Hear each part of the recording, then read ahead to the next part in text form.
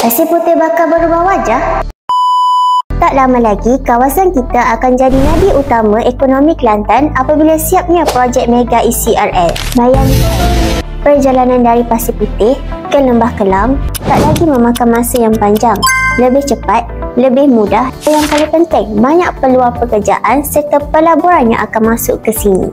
ECRL bukan sekadar laluan kereta api, tapi laluan kemajuan untuk rakyat Kelantan. Nilai hartanah pula dijangka akan meningkat.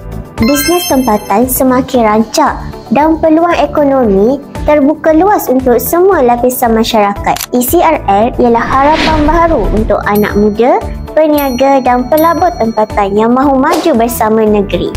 Ayo, kita sama-sama sokong penuh projek ECRL di Pasir Putih. Mulakan dari sekarang. Racang, rebut peluang dan bersedia untuk sambut kemajuan yang bakal mengubah masa depan Kelantan. Jangan lupa like, comment, share and follow Mahabah Property HQ.